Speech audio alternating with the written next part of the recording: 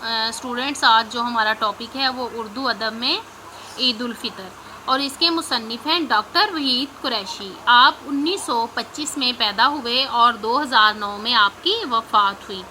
Doctor Waheed Qureshi میاں والی میں پیدا ہوئے۔ ان کا اصل نام عبدالوحید تھا اور ان کے والد کا نام جو تھا محمد لطیف تھا، جو محکمہ پولیس میں ملازم تھے، اور ان کے تبادلے ایک شہر سے دوسرے شہر میں ہوتے رہتے تھے، جس کی وجہ سے ڈاکٹر صاحب نے مختلف شہروں میں تعلیم حاصل کی۔ آپ نے پنجاب یونیورسٹی سے ایم اے تاریخ، پی ایچ ڈی فارسی اور ڈی لٹ اردو کی ڈگریاں بھی حاصل کی۔ اس کے علاوہ مختلف اوقات میں بطور اعزازی معتمد بزم اقبال لاہور، ناظم اقبال اکادمی پاکستان اور محتمم مغربی پاکستان اردو اکیڈمی لاہور خدمات انجام دی۔ ان کے علمی ادبی کارناموں پر حکومت پاکستان نے انہیں تمغہ برائے حسن کارکردگی اور صدارتی اقبال ایوارڈ عطا کیا۔ ان کی تصانیف میں اساسیات اقبال، نظر غالب، کلاسیکی ادب کا تحقیقی مطالعہ، اقبال اور پاکستانی قومیت مطالعہ، ادبیات، فارسی پاکستان کی نظریاتی بنیادیں، مقالات تحقیق، تنقیدی مطالعے، اردو نثر کے میلانات، مطالعہ حالی اور میر حسن اور ان کے کارنامے شامل ہیں۔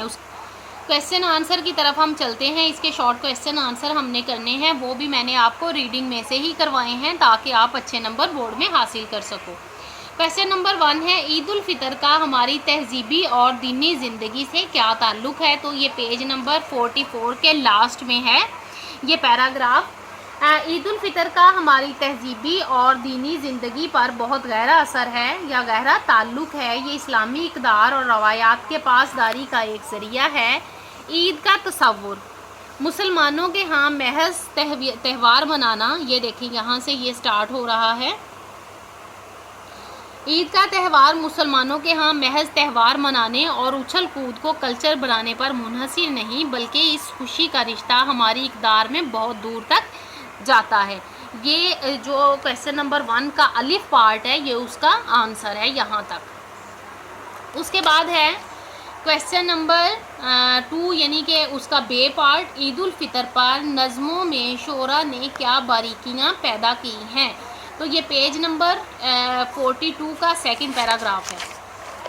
پیج نمبر 42 کا سیکنڈ پیراگراف یہ دیکھیں۔ عید کے موضوعات میں نئی نئی باریکیاں پیدا کر کے اسے ادبی خوشی کے ملے جلے جذبات تک لے گئے ہیں۔ تو اس کا جو کویسچن آنسر ہے اس کے بعد آ جائے گا گلدستہ عید میں کے موضوعات میں صحن عیدگاہ میں ملاقات اور درون خانہ عید ملن تک محدود نہیں رہے، بلکہ جذبات کے وسیع تر رقبوں میں لا کر دکھایا گیا ہے۔ یہ کویسچن نمبر 1 کا بے پارٹ ہے۔ یہ دیکھیں یہاں سے لے کے یہ یہاں سے شروع ہو رہا ہے، یہاں سے شروع ہو رہا ہے اور یہاں تک اس کا آنسر بن رہا ہے۔ اس کے بعد آ جاتے ہیں، اس کے بعد اس کا جیم پارٹ ہے کویسچن نمبر 1 کا، یہ دیکھیں۔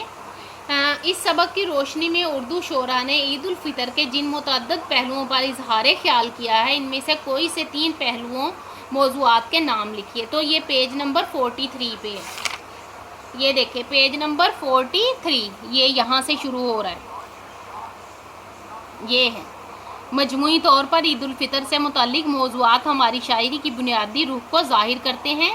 یہ یہاں سے سٹارٹ ہو رہا ہے، اس میں اول، دوم اور سوم یہ تینوں پارٹس اس کے آ جائیں گے، تینوں موضوعات آ جائیں گے۔ یہ ہے آپ کا کویسچن نمبر 1 کا جیم پارٹ۔ اس کے بعد ہم چلتے ہیں کویسچن نمبر 2 کی طرف۔ اردو شعراء نے ہر دور میں عید الفطر کو موضوع سخن کیوں بنایا؟ کیونکہ اس کا تعلق ہماری تہذیبی تہواروں سے ہے، اس لیے انہوں نے اس کو موضوع سخن بنایا۔ اس کے بعد سوال نمبر 3 آ جاتا ہے، کون سی چیز اقبال کو عید کے چاند کی تصویر کشی پر مجبور کرتی ہے؟ تو یہ دیکھیں آپ کو پیج نمبر ملے گا 43 میں۔ یاد طفلی علامہ اقبال کو عید کے چاند کی تصویر کشی پر مجبور کرتی ہے، اور وہ منظر کشی والے رجحان کی طرف مائل ہو جاتے ہیں۔ آپ نے یہ کویسچن آنسر یہیں سے یاد کرنے ہیں تاکہ آپ بورڈ میں اچھے نمبر لے سکیں۔ آگے ہے کویسچن نمبر 4 ہے میں سیام گیا، یعنی رمضان کا مہینہ گیا اور روز عید آیا، یہ اردو کے کس معروف شاعر کا مصرع ہے؟ تو آپ یہ دیکھیں کہ آپ کی ریڈنگ میں آپ کو مل جائے گا، یہ مولانا الطاف حسین حالی کا مصرع ہے، یعنی انہوں نے یہ مصرع جو ہے وہ پڑھا ہے، کنہوں نے؟ مولانا الطاف حسین حالی نے ریڈنگ میں لکھا ہوا ہے۔ اس کے بعد ہے عید کی شاعری کا ہماری شعری روایات سے کیا تعلق ہے؟ اہم ہے اور فراموش ہے، فراموش حصہ ہے، یعنی ہم اس کو اگنور نہیں کر سکتے، یہ اس کا تعلق ہماری زندگی سے بہت گہرا ہے۔ یہ دیکھیں آپ کی شروع کی لائن کویسچن نمبر 5 کی، یہ دیکھیں اردو کی غزلیہ شاعری میں عید، عید کا چاند، ہلال و ابرو، محبوب سے روز عید کی ملاقاتیں اور اس کے متعلقات ہی اہم رہے، یہ والا اس کا آنسر بنے گا۔ اس کے بعد ہم ٹک کراس کی طرف چلتے ہیں، تو یہ دیکھیں آپ 1857 کی جنگی آزادی کے بعد اردو شاعری میں وسعت پیدا ہوئی، تو یہ صحیح ہے۔ اس کے بعد ہے خواجہ حسن نظامی نے دلی کی بربادی کے مرثیے لکھے، نہیں انہوں نے نوحے لکھے ہیں، اس کا مطلب ہے یہ بھی غلط ہے۔ عید الفطر کے متعلق موضوعات ہماری شاعری کا اصل رخ ظاہر کرتے ہیں، تو یہ صحیح ہے۔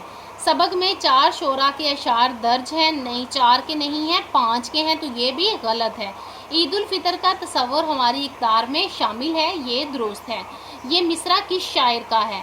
یہ مصرع عبد المجید سالک کا ہے۔ حسن نظامی نے دلی کے جو نوحے لکھے ان میں کون سی چیز نمایاں ہے؟ عظمت رفتہ۔